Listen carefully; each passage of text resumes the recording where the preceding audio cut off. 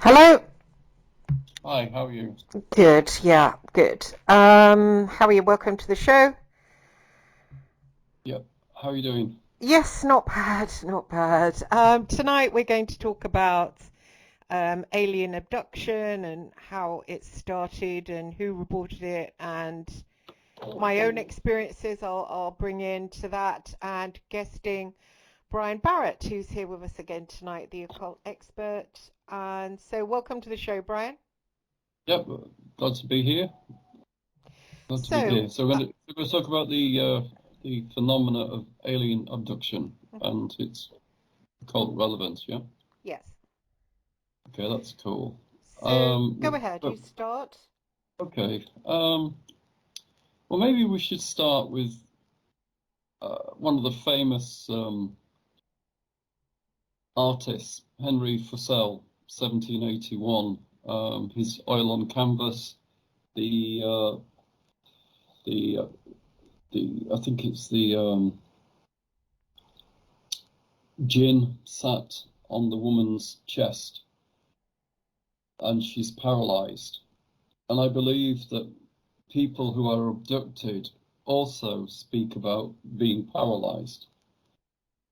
Yeah, Hmm. am I correct? Yes, they do. Uh-huh. So, I mean, so we've got this chicken and the egg scenario. Where did the person feeling paralyzed or something was holding them down comes from? Did it come from the art or did it come from life? Yeah, Mm. because he he was an occultist. Um, he didn't just do the picture which is called the nightmare. He did many pictures which are very esoteric in origin, so to speak. But the one about the nightmare is it shows some kind of creature, an incubus, I believe, sat on the woman's chest, and she cannot move. Whenever I've read about alien abduction, they always talk about having this type of paralysis. Obviously, there is also a technical term for this. They call it sleep paralysis. And apparently, a lot of people wake up in sleep paralysis, and then the mind, if you like, goes into overdrive, and it comes up with fairies, aliens, etc., etc. Um, it's but this phenomena of feeling abducted, feeling powerless, well, we can first relate to it in 1781, but I'm sure that it goes back much, much further than 1781. Well, what's interesting, I interviewed Joseph Jordan, the UFO. Um, God, what is he? He works for MUFON, I think, and has interviewed a lot of people that have seen UFOs and been abducted. And every single one of them, he explained to me, they had an astral experience. So it wasn't like they were looking at these greys, mostly greys, face to face in their living room, so to speak. It was an out of the body. And interestingly, my experience with greys, well, I think I had something going on in my childhood, but the one I experienced that I fully remember is the one with Michael Aquino. As you know, he's a magician. He doesn't really own up to being a magician, and he pulled me out of my body by um, he just pulled by my feet, and I just felt myself like being pulled, and just sort of the whole of my life was sucking out through my feet and then appearing in another place. And the last time he did it for a whole week, and I didn't have any control over my sleep. So I didn't sleep for a week, but I wasn't actually tired. And I kept going again and again to a certain room where I would relive bad things that happened to me. And it was awful. And I spoke to Lorien Fenton, who does a lot on alien abductions, about that. And she said, oh, a lot of people that have been abducted go through that. Like they can never go to sleep. And she called it the slots or something. And she says they get stuck in the slots. And I was really terrified. I managed to pull myself out of it after a week, but it wasn't fun. It was really, really bad. And on the last time the last day he did it, there were greys present. So I think it's linked very, very much to the occult, you know, rather than the little green men aspect, you know. No, it's interesting you say this. I mean, there is a very famous abductee case by a guy called Travis Walton. I don't know if you know about that case. Do you know Yeah. about that Uh-huh. case? Yeah, where he is. Well, he was allegedly seen to be bodily abducted by some kind of ray pulling him into a saucer. Mm. Um, the police were involved, and of course, the police not really wants to believe in fairies, UFOs, etc., etc., began to charge the men with the killing of Walton. Yeah, and well, after about 2 or 3 days, he appeared, Mm. much the worse for wear, and of course the guys got let off because he wasn't dead. But that one was really really interesting for me because I've seen Travis Walton interviewed many times, and his story is always the same. But the interesting thing that I like about this is that it was witnessed by three other guys, and then there was this like very long period of time before he turns up again.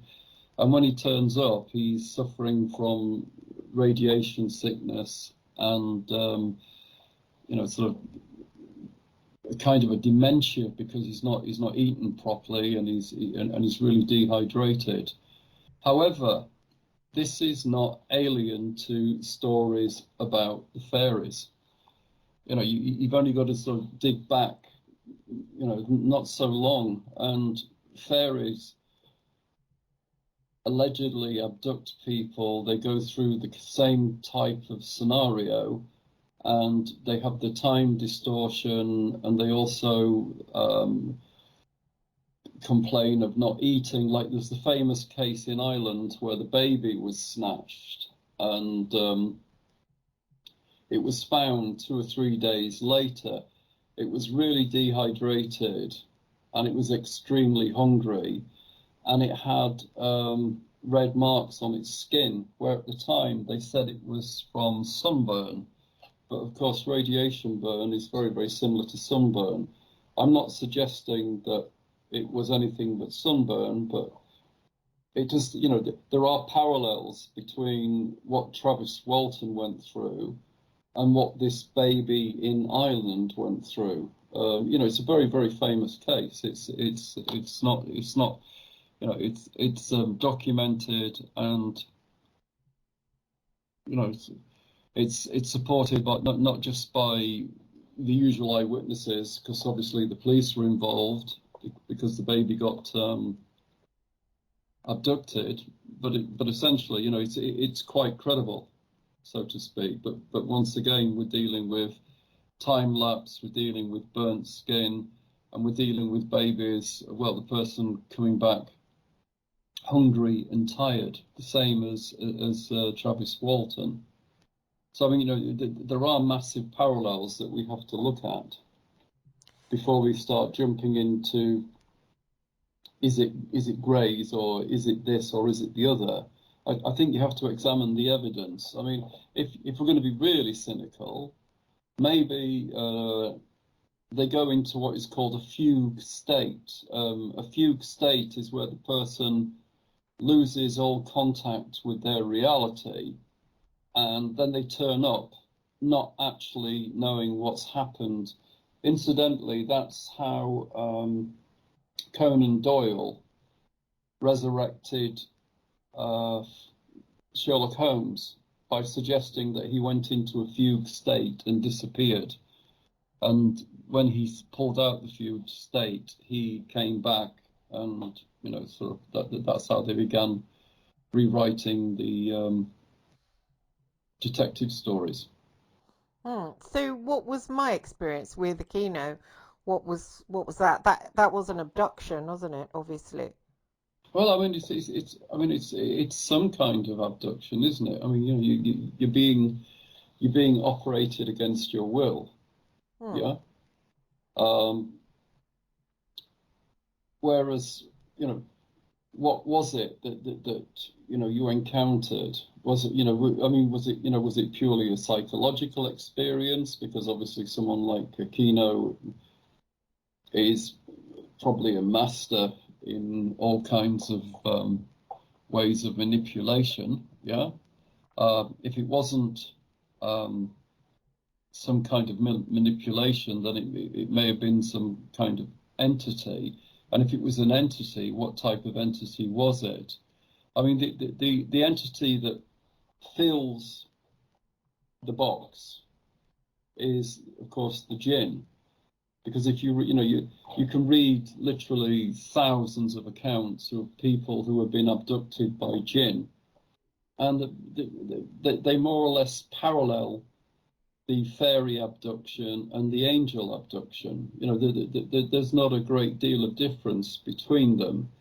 So, you know, I mean, are we talking a cultural phenomena, or are we talking, you know, different types of? Well, how can someone like Aquino do that kind of thing? Is that pretty? Can other black magicians do that? Well, I mean, it very much depends on the magician. Is You know, he for known example, for doing that? I don't know. I never met Aquino. I never met him. In all honesty, you know, him and like Anton LaVey, they were kind of superstars, weren't they? Really?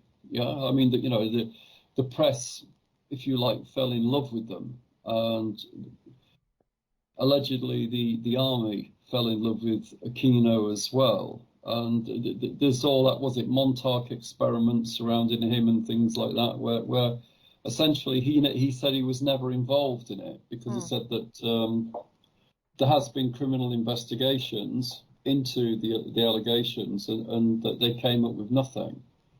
But whether or not, you know, that's, you know, what type of criminal investigation it is, I've got no idea. But if he's telling the truth and the police came up with nothing, then, you know, perhaps he really did have nothing to do with the Montauk experiments. But as we know through, you know, experience, perhaps the investigation wasn't as good as what it should have been, so to speak. Yeah. Yeah, yeah. Well, you know, I when after he did it, I did speak to him on the email and talk to him about it, and he then started talking about Alice in Wonderland. So, Well, I mean, it's, you know, he was an occultist all his life, and I'm sure he worked with entities that were capable of, you know, inflicting this harm on you. However, we're still left with the, with the $1 million question: what type of entity did he use? Yeah. they look like grey, so I suppose whatever they are, he was using them. Yeah, but then there is, among the Jinn kind, there is a type of a grey looking Jinn.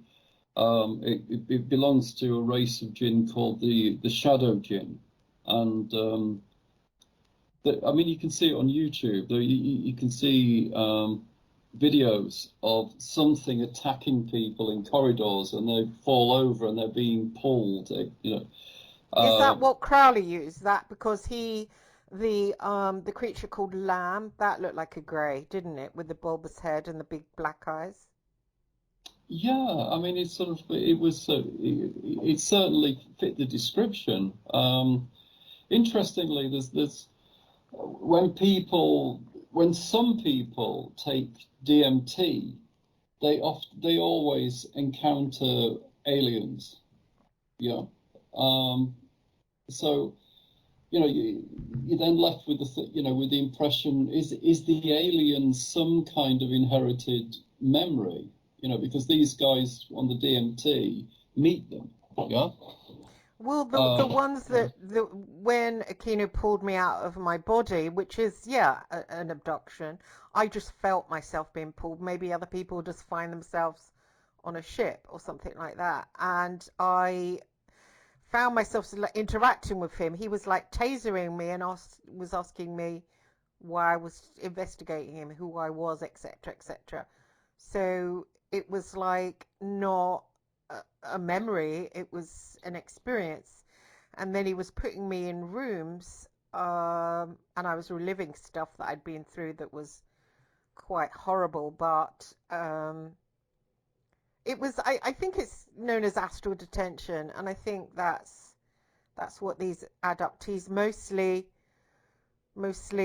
have done to them. The last time he did it, I was laying on a table and they were sticking things into me, including Yeah. putting Once stuff. again, that that definitely fits the abduction scenario, doesn't it? So maybe it's military. I mean, Aquino worked with the military. Maybe they just use this to investigate people that, I don't know, people that maybe have got a sixth sense or something like that. I don't know. And maybe he's got that ability, so he does it to Yeah. whoever he wants to do it to, Or perhaps. or it could be even sort of darker than that, where essentially they use some kind of hallucinogen on the people, which gives them that feeling of of helplessness and trapped and paralysis. For example, there is a hallucinogen called the devil's trumpet, and if you take this hallucinogen, then essentially you do everything that you're told and you believe everything that you're told. Mm. I'm not suggesting that Aquino did that to you, but I'm Well, sure he was that, in America. I'm in UK. well, yeah, but the armies are everywhere, aren't they? Oh, I see. Yeah, You know, I don't think I had that. It was just kind of just doing that tugging me out of my body. It was really weird. He appeared first of all as I told you before, as a white rabbit, and that kind of made me. He was like in front of me and then shot off, and I came out of my body and followed him. But that was the first time. Then the second time, he just pulled me out, and it was something that happened really quickly. It was like a sort of a tug, and then I felt myself go through, go out the bottom of my feet. I suppose it's quite clever. He can do that kind of thing. well, yeah, I mean, he's been an occultist all his life, but you can, if usually when people are working to that like high level, they're working in conjunction with some kind of entity. Oh, I see. To do that, and usually the entity they are working with is a Jinn. However, we discussed this many times on your program. I mean, realistically, the more you investigate Jinn, the more other supernatural entities tend to mirror what we understand a Jinn to be. For example, the Jinn pulls the victim into the kaf. The kaf is a place of no time. And when people go into the kaf, they don't really understand how long they've been there. Yeah. Hmm. This is very much something that is discussed in fairy lore. And this is also something that's discussed in alien abduction. They always talk about blank time, don't they? Hmm. Yeah. I mean, but then there's other anomalies, which, like, for example, Betty and Barney Hill. Um, you know, the, but as you quite rightly said, it may have been astral. I don't know, because they got the information from them under hypnosis. Betty and Barney Hill. I suppose, but Um, people forget. A lot of people aren't astrally conscious, are they? I mean, they're asleep astrally. Some people remember it and are conscious astrally, and others are. yeah, I mean, I've got no idea. I mean, but the interesting thing again against Betty Hill was that they showed her a map, and she could remember the map. And it was something like 20 years later, they actually realized that it was actually a 3D map she drew of a certain part of the universe. Hmm. So there are many aspects to this story. Like I said, like I pointed out, it fits the fairy, it fits the alien, it fits the abductee.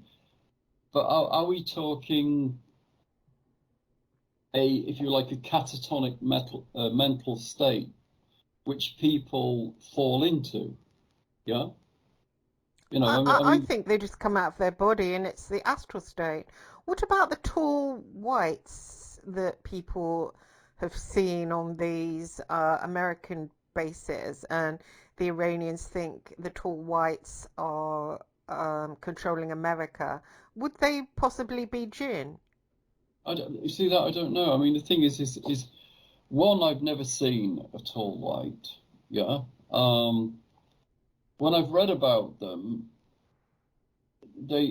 they seem more humanoid than than they seem, if you like, Jinn or fairy-like. Well, I mean, I've certainly read about them, but I can't honestly say they exist. But surely Uh, the Jinn can make themselves look however they like to us. Absolutely, yeah. I mean that's that's a very strong possibility. Um, that they are Jinn shape-shifting, because that's what the Jinn do.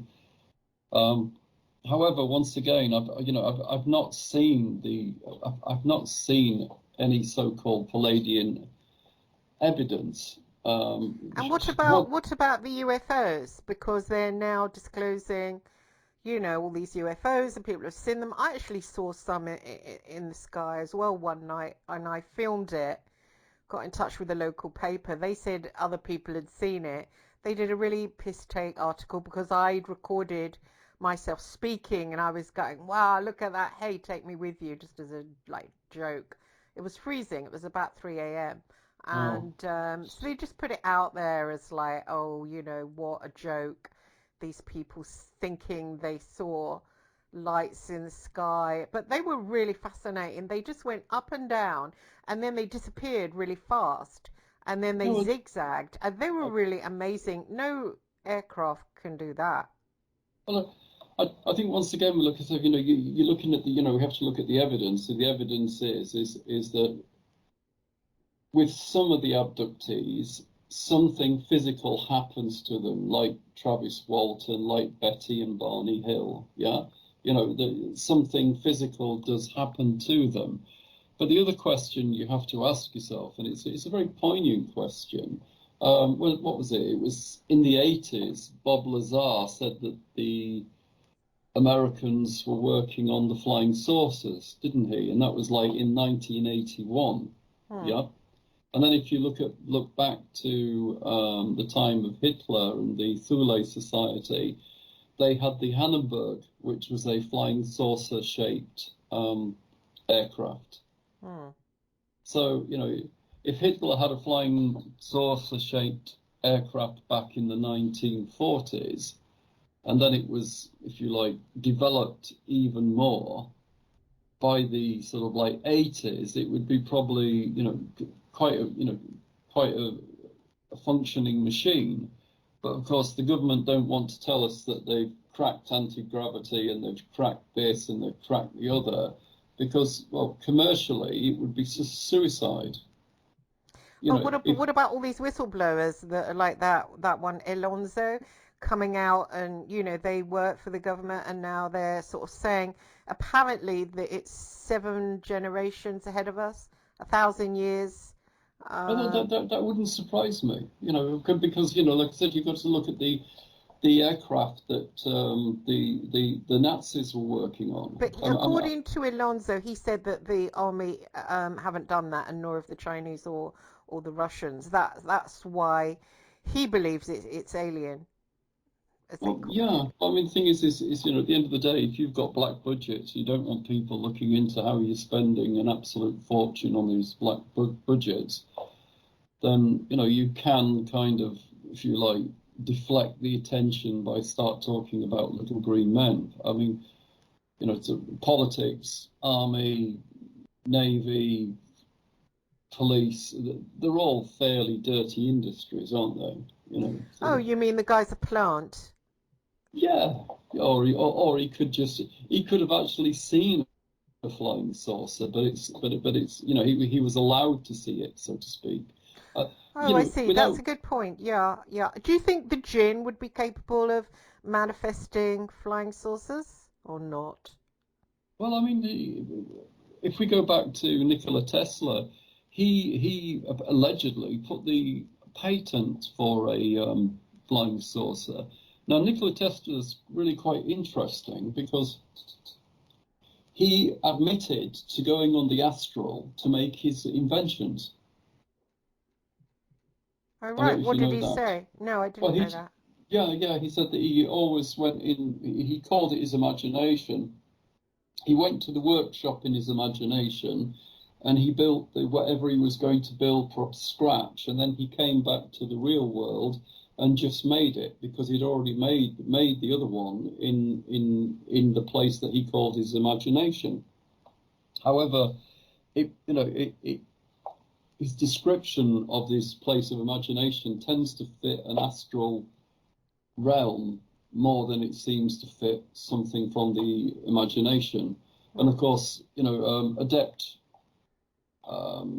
occultists can go to the Karsic records and things like this. And if you're going to get information on advanced technologies, then if they're if you're skilled enough to be able to attack the Karsic records, then maybe you're skilled enough to come back with information which is not part of our technology, or a part of our technology which is not allowed to be known publicly. I mean, because you've only got to go back to Thoth the Atlantean. A lot of people say that Doriel, who was a 1960s writer, wrote the Emerald Tablets and essentially just put his own ideas in it. Well, that would kind of work if other people before him hadn't had the Emerald Tablets.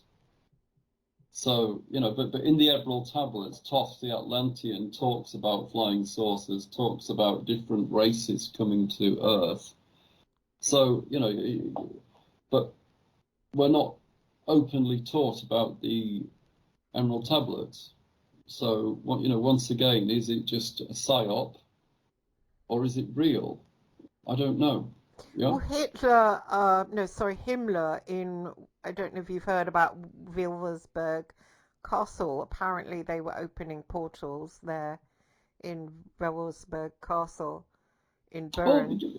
well, yeah. I mean, I saw something the other night. I sent it to you about apparently the Hilton hotels have portals in them now. Oh, I don't know if you I listened was to it. listening to something as well about a jump room. In a dumb base. Who was talking about that? I think the same guy talking about the UFOs actually. All this futuristic technology. There's a baby crying. How sweet. Yeah. Sorry, she's woken up. It's like she's woken up and looking for mummy. Sorry about that. Oh, She that's normally so sleeps cute. all night. Yeah, she. Well, there's so many anomalies. Like I said, if you go to like the Nazi records, there's the Hannenberg flying saucer. Yeah, they Hmm? also had a stealth type craft. And then you've got to sort of then you're like looking at sort of mediums like Maria Orsic, who allegedly spoke to extraterrestrials who showed them how to make the saucers. Yeah. Hmm. I mean, Victor Schauberger, he was another one who was involved with the saucers, um, and the Thule Society. So it's like, there appears to be some kind of consensus where higher level beings are contacted and people make amazing inventions.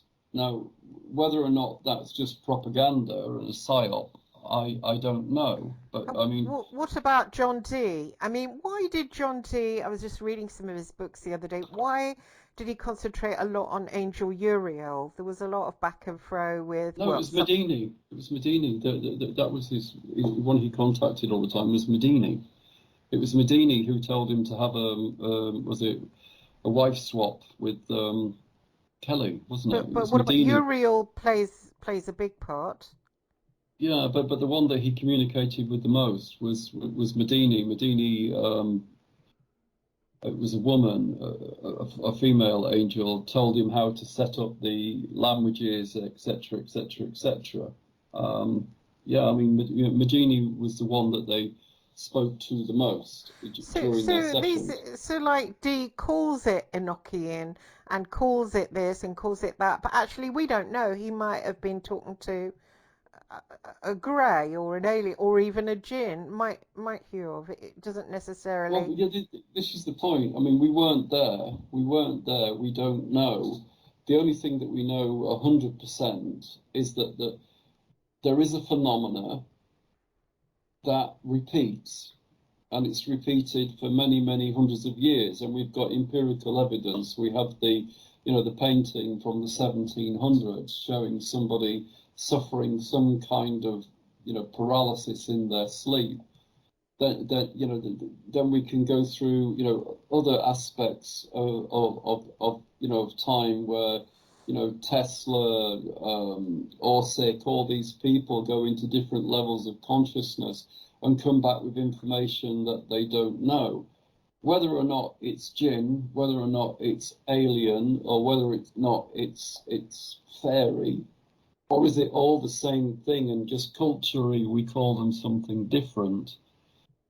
I think unless you experience it yourself, it's very difficult to understand what people are saying, talking about. But I think the one thing that we can be 100% sure of is this phenomena is quite common because it occurs through different belief systems throughout the world. Mm. So are we talking a physical system and people just imagination does the rest? Or are we talking, actual creatures? I mean, I'm being devil's advocate because I've never known anything try to abduct me. Yeah, okay. And I've contacted a lot of creatures. Now, what I have noticed when you contact very high level Jinn or demons, time does go. Time stops. For example, I took a few weeks ago, I took a witch and a warlock friend, and we went to a river, and we did an exercise to raise Malthus, and the river froze. The sound completely left the air. The dogs that were barking nearby stopped. They were wild dogs. They stopped. We did the ritual, and ironically, during the ritual as well, the fire also paused. And we took a photograph of it, which was that was really strange. Yeah, the fire actually froze, like if it was a picture. Wow, interesting. Yeah, but yeah, that was really, really interesting. It was, but once again, if we look at that from another angle, then time stopped. There was time dilation, and something interfered with us. Yeah. Mm. Now, depending on your belief system, it might well be fairies, it may well be demons, it might well be Jinn, or it could be aliens. Yeah. I didn't see a physical manifestation, but we did get all the side effects of the encounter, which included, everything that I've said, the frozen time and all that kind of thing. But maybe if your belief system encompasses aliens, you'd think, oh my God, we met aliens. Yeah. Yeah, it's interesting. I mean, I enjoyed this Shemyaza contact a lot. I haven't, he has specific things he told me to do, which I fall short of, so I don't get to connect as much as I'd like. But that was interesting, of course, and it was through JS, and JS. I mean, was he sure who that actually was he was speaking to? And I know he's had connection with Coetting, who does a lot of stuff with Azazel. And I know Shemyaza and Azazel are pretty, supposedly, so we believe, quite close. So is Well, Shemyaza perhaps a dark entity in some ways?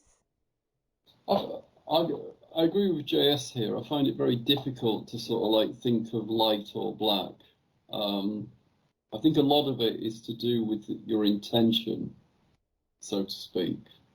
Um, if you attach an entity and you're wanting it to work in a dark way, that may not necessarily be the entity. That may be your intention with the entity. Hmm. Sort of like, for example, if you look at expert craftsmen, they only work how the material wants to work. Yeah. Hmm. Because that way you get the best result. For example, if you're an expert sculpture, then you work with the material and the grain so that you get the object that you want. If you work against the grain, then the sculpture will break and you've wasted your time. It's very much the same if you're going to be a potter. You have to work with the clay. You can't work against it. Hmm. And people who can work with the material, are complete geniuses. However, sort of like, I think it would be very wrong to label what their skill is as either light or dark. They just have a skill where they can make something appear from nothing. Yeah. Hmm. And I believe that's very much the same with, people who raise entities is that they raise the entity, but the intention of the entity really comes from the human. Right. If you're a bad person and you pull an entity, you're going to use that energy in a negative way. And so, maybe once again, what we're looking at is with the alien abduction is essentially how the person who is being abducted is interpreting the situation. And it may not be anything like he's interpreting. Yeah? Yeah, perhaps so. But my own experience was quite painful, quite horror-filled, I have to say, which is different from other experiences I've had that have been, pleasurable and interesting, such as ones with my Well, I Jinn. completely get it. He was definitely doing it. I mean, So, but once again, we're left with that $1 million question. Was it him that was manipulating the energy to make you distressed, or was it the energy that was making you distressed and wasn't needing any manipulation? Yeah. hmm. Well, I And was seeing things of horror from my childhood. So, yeah, but I mean, thing is okay. Let's look at this in a very cold light of day way. Imagine, if you will, that you did have some kind of drug that gave you some kind of paralysis. Yeah. mhm. I mean, if you can't move and you can't breathe properly, then the mind is can go into a very strange place. Yeah. Hmm. I'm not suggesting that's the case, but it's it has been medically recorded that people who suffer from an apnea and and sleep paralysis often hallucinate. Yeah. Hmm. But I've never I've never had sleep paralysis. I did have one time when I was in my 20s and I woke up and didn't know who I was and walked around my flat where I was and just didn't know who I was, didn't know where I was, who I was. yeah, Um, yeah. it was pretty bad. I tried not to freak out and then gradually gradually it came back. It came back in a really weird way, like a realization. Oh yeah, okay, that's me, with a sort of feeling deflated about it. It was strange.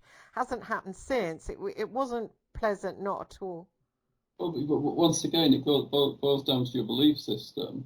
If you'd have been sort of like mentally fragile, you could have believed that that was some form of abduction, Hmm. yeah, Hmm. or it could be sleep paralysis. It's such a moot point because the, the the human body is so strange. It really is. It really is so strange that it's very, very difficult to analyze your feelings, especially in sleep. Yeah. For example, there's the common dream where the person slips over. I don't know if you've had that dream. Yeah. Well, apparently that's the heart missing a beat, or if you like, an apnea. Yeah. Oh But in yeah, your yeah, yeah. Yeah, but in your brain it looks like you're falling. So maybe the onset of paralysis is something grabbing you or something restricting you. Perhaps. So, how did JS know that he was calling up Shemyaza just because it said Shemyaza? Might that have been maybe a different type of Jinn, given that the Jinn enjoy pretending to be different? See, once again, we're back into belief systems, aren't we? Yeah, sort of JS, as far as I'm concerned, would have done everything within his power, by doing the correct sigil, by doing the correct time. But the Jinn You, gave him the sigil, so the Jinn said, sorry, Shemyaza gave yeah, him the sigil, and it did work because obviously I used it to contact that entity. But how do we really know who that is? It's saying it's a watcher, but maybe it's a Jinn. I'm just saying the Jinn are quite. They well, like to have fun, don't they? well, I mean, there are tests that you can do. Like what? Well, if you're dealing with an entity like Shemyaza, then you would do some kind of background research on Shemyaza, and when the entity comes through, you would ask it lots of questions Yes, but relating to what you understood about it. wouldn't the Jinn, who are highly intelligent, wouldn't the Jinn have that covered? Absolutely, yeah, absolutely. But then there is one ultimate test that you can do to see whether or not you are dealing with a Jinn. What's that? I didn't tell you last week, but I will tell you this week. But realistically, I know if somebody has contacted a Jinn by just one thing that they say, because if this thing isn't present, then essentially they haven't contacted a Jinn. And realistically, abductees tend to also omit this fact. I won't tell you the fact on the radio because if you're doing some investigative journalism and somebody bullshits and then throws this fact in, you're going to think, oh wow, it's got to be real because so and so felt this, yeah, okay. But Right. realistically, if you're pulling a high level Jinn, then there is no way you can mistake it. Absolutely no way. Yeah. But So, hang on a sec. There's no way you could mistake a watcher for a Jinn. well, no, because it's two completely different types of energy. Is it? I mean, how do we know, really? Well, I know, and there are two completely different types of energy. Jinn energy is very different to angel energy. Seriously, it's Different very in. different. Can you describe it now for the listeners? Well, it's depending what sort of Jinn you get, yeah. But the Jinn energy is completely alien, for want of a better word, to the angel energy. The angel energy feels completely different. The Jinn energy is completely different to the angel energy. Yeah, I mean there are similarities in how they believe. When I was in India and went to Forest Calcutta, there was a great sense of peace at Forest Calcutta, but it was peace without love. And when one tends to meet a angel, one is usually overwhelmed by the feeling of love. Yeah. Even Azazel, who supposedly hates humans.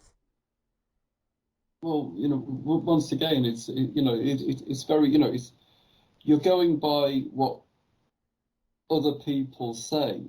Yeah.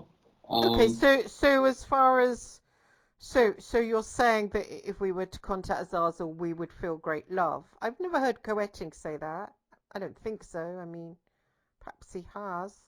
Well, but, I mean, sort of that I don't know. I've never spoken to Coetting about it, and the thing is Coetting is like any other, magician. He's not going to give the full details, because if he meets somebody and they say, "Oh, I made a Zazel," and blah blah blah blah blah blah blah, and they miss some very crucial details from it, then you know whether or not the person has actually met the entity.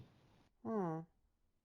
So you just, because this industry is full of people who are very adept, and it's also full of people who like to sort of tell you that they're very adept.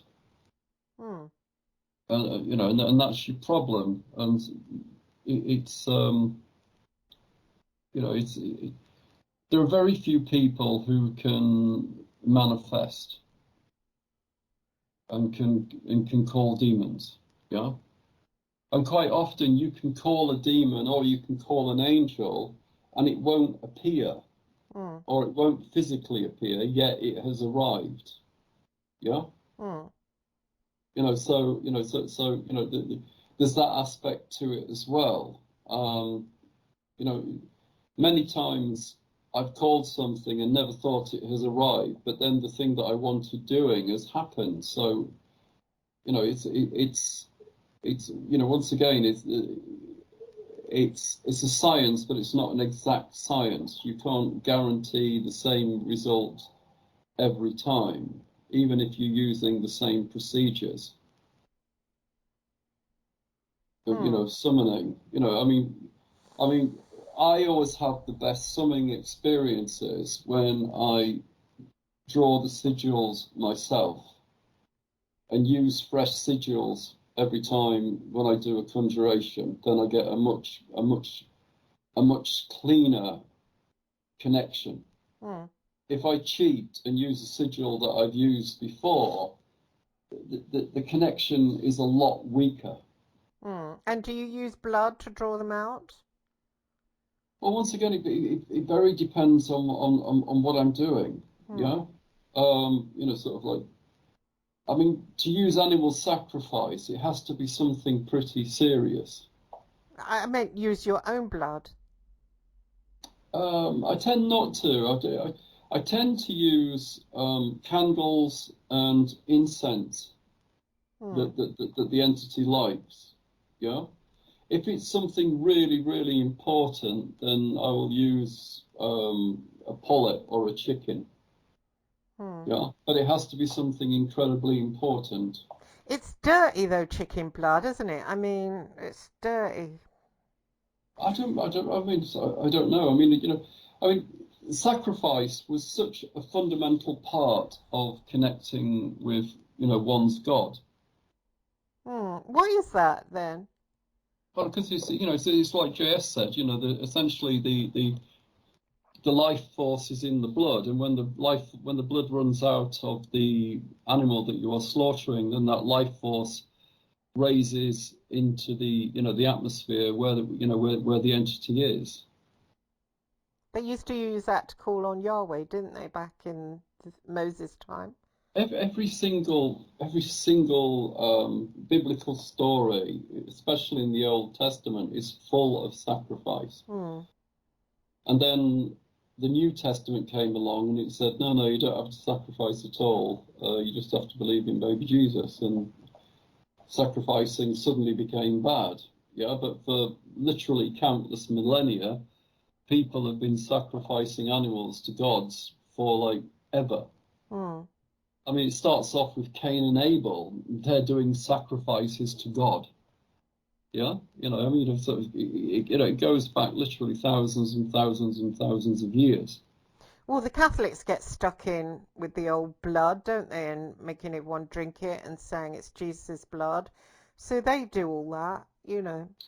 Well, yeah, I mean, but the Catholic Church is well, I mean, it's very, very esoteric. Well, the priests have that, but they don't really like to pass it on to the congregation. No, of course they don't. I mean, but realistically, the actual, I felt today, can I just interject with yeah, this? I yeah. went to the church I grew up in as a child and, went to pray. And it was full of Indians. And I just thought Indian people were Indian bloodline. And I thought it was really weird because Shiva and the Hindu religion is really beautiful. And it's really, and just to see people of that bloodline packed into a Roman Catholic church, it just seemed like really like, whoa, sort of, like, what the Well, hell? That's well, yeah. weird. I mean, essentially, what happened was that the British came over, and so did the Portuguese, and they brought with them the Inquisition, and the Inquisition tortured and murdered people and destroyed temples and stole gold and did everything In um, India. in India. Wow. Didn't And know that. even today in Goa, there's evangelicals going to Goa all the time, convincing people, to give up the Hinduism and to become one with Catholic. Jesus. Yeah, well, not necessarily Catholic, but one with Jesus. It's, I mean, it's it. To me, I agree with you. I don't understand why you'd want to give up a religion that's literally, millennia old for essentially a construct that came out of the desert, which may or may not be genuine. And I think really it's not genuine because, any serious research, and you could, and it comes back that was it the PCO wrote it, um, and then they doctored it and then sent it out as a kind of, if you like, a state psyop. Hmm. All the evidence points to that, all the reasonable evidence. And when one speaks to academics, that the academics all say the same thing, that there is very little evidence to prove that Jesus was at the time that he was. So, um, bearing that in mind, it's, one is left with the conclusion that what we understand as Christianity and what we understand as a belief system is nothing more than a state-enforced religion. Oh, yeah. And Uh, the Catholics are pedophiles and child traffickers. I was trafficked by them myself. And it was just horrible to see these people in there. I felt like bursting in and saying, "What are you doing? I mean, what are you doing here?" It was really weird to see it. yeah, I mean, one of the biggest traffickers was, of course, Mother Teresa, wasn't it? Oh, I can believe it. The Catholics they're really bad. They're really bad. Their priests are really bad. The whole setup is bad. It should be. And my son said to me, "Oh, well, if it weren't for the Indians going there, then the church will get knocked down." And I said, "It's probably better. They should be in a temple, worshipping Shiva for God's sake. It's their, it's in their blood. Was weird to see them in there, really. The church was just filled with them, and it just seems strange because Well, yeah, but you have to understand that it's sort of like over 200 years of indoctrination it must from, be indoctrination. Yeah. yeah, from Indians, from, sorry, English and Portuguese missionaries who had very dubious connections into some very hostile forces within the church. So, but once again, we're talking about belief systems, and Mm. and how these belief systems are indoctrinated onto people. And I think that's your problem with your sleep paralysis, Jinn, or is it alien, or is it just a natural Mm. medical phenomena? Is that the, you know as you experience, the press won't take anything to do with UFOs seriously, although there is plenty of evidence, and there are plenty of professional eyewitnesses, as in pilots, etc., etc. Yet it's still met with ridicule. Yeah. So it's I think when people have an experience, their if you like, their mental belief system has a great deal to do with what type of experience they're going to encounter. Yeah. I mean, maybe a lot of people saw those lights, The creep from the local paper went and said it was a concert, Then when he'd finished saying it was a concert, he said, so he did two stories. The following one said that it was the rugby ground working their lights. No, it wasn't. I even rang them myself, and they said we weren't testing our lights at 2 a.m., but they weren't rugby lights. They were really bright in the sky, and they were just like people have seen. They just went up and down, then they moved. See, once again, to you they were aliens, but to somebody else they may well have been angels. Yeah. Yeah. Our experience, really goes down to what is your internal dialogue. And being a practicing magician, one thing that I am always is, when I'm practicing, is extremely skeptical, because what I want to see is something real, not something that I hope to see. Yeah. Okay, so there's an awful lot of skepticism there, and that skepticism pays dividends. For example, a few days ago, a respected magician sent something to me, and he said, "Look, this is pretty good." And I looked at it, and it was obviously a trick, and I found out how to do the trick on YouTube, and I sent it to the magician in question, and he went, "Yeah, you're right." And I think that's the problem, that our, if you like, perceived notions can sometimes, if you like, make us drunk to the reality of what is happening. I mean, the Jinn certainly exist, and I believe the fairy that we understand are Jinn. Whether the Jinn appear to be like grey aliens, I mean, once again, that's subjective. It depends on what you think you're going to see. Yeah. So there are many questions. I don't doubt that there are, if you like, extraterrestrial types of craft, but are they just highly advanced craft that we're just not allowed to know about, and that the story of aliens is a pretty good smokescreen? Yeah. Or are we doing as what Bob Lazar said? We're actually back engineering alien craft. We don't know, because essentially the information we get at best is sketchy. Yeah.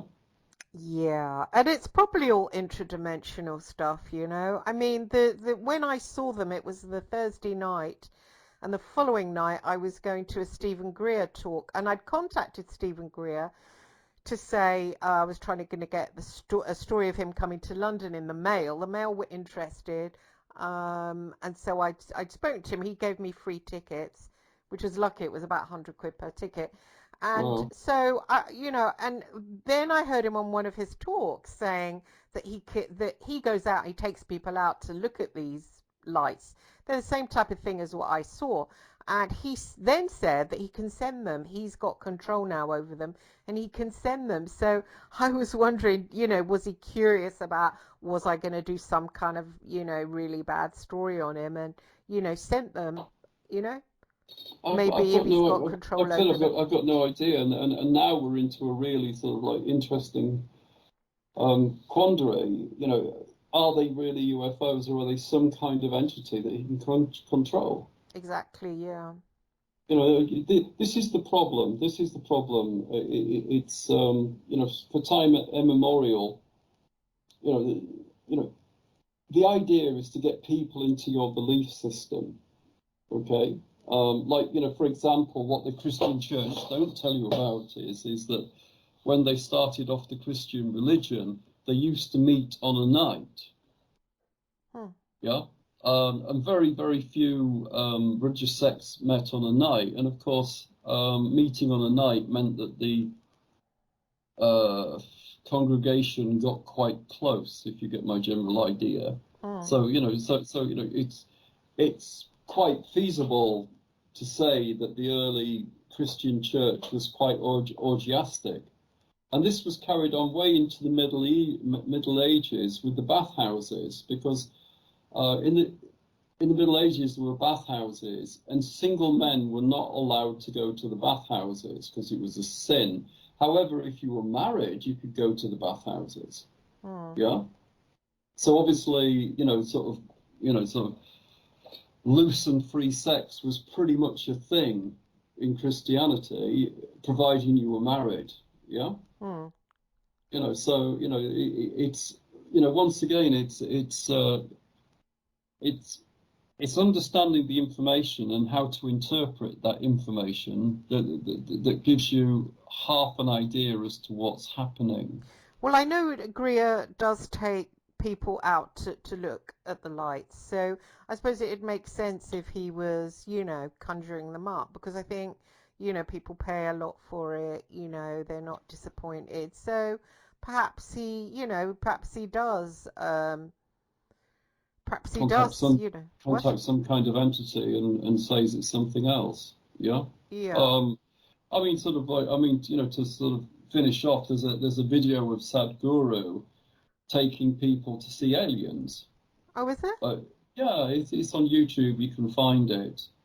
Um, and well, you know, once again, he's left in the same quandary. You know, are they aliens, or are they just like higher level human beings, or are they some kind of, you know, high levels, you know, spiritual beings? Hmm. You know, but once again, it boils down to what data you are getting. Scientists will tell you that the whole abduction thing is nothing more than sleep paralysis and people's brains going overdrive once they're suffering paralysis. An occultist will tell you that they are entering a different dimension. Somebody who believes in fairies will tell you that fairies are altering them to get a different dimension. And, you know, a lot of people, you know, don't need a lot of encouragement to start coming out with lots and lots of theories, which fundamentally are just, if you like, echoed belief systems. They're Hmm. not they're not really observing what's going on. They're just echoing what they think should be going on.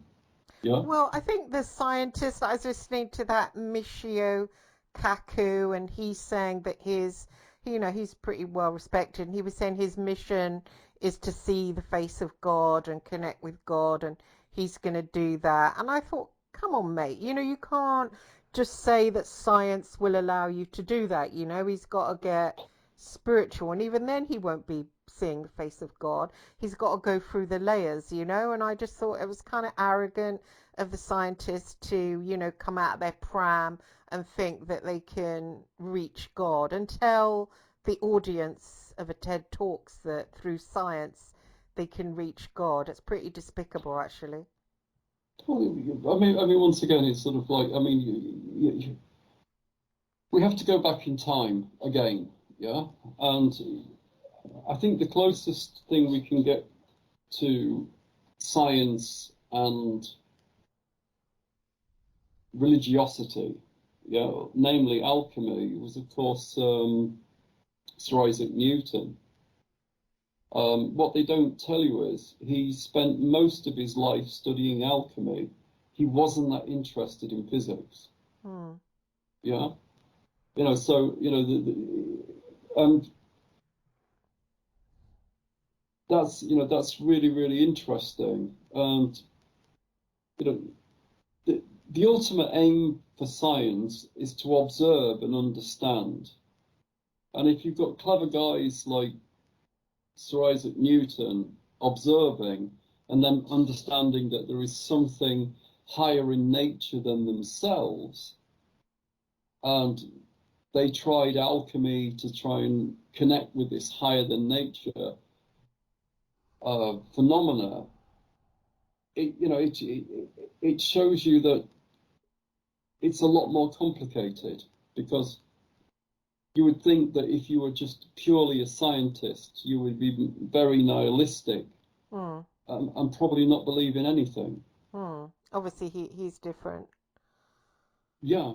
I don't know which is more, it's kind of like worse, ones that don't believe in God and ones that do and believe that they will have FaceTime with God when they feel like it or when they figure it out. I mean, it's just really bad, you know. I mean, the CERN Collider has, was it a dancing Shiva outside of it?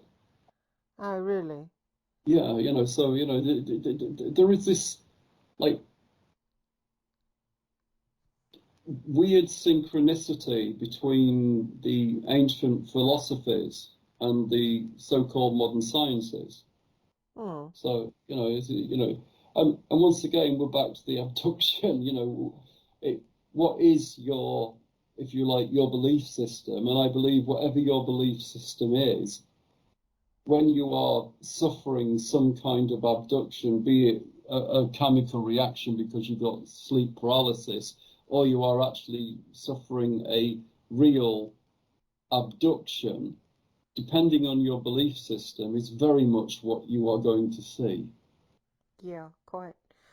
Should we end it there, because just coming up on the hour? And yeah, I think that's a good place to end it. And I'm not cynical towards people who've had the experience, but what I am wary of is what their belief system encourages them to see.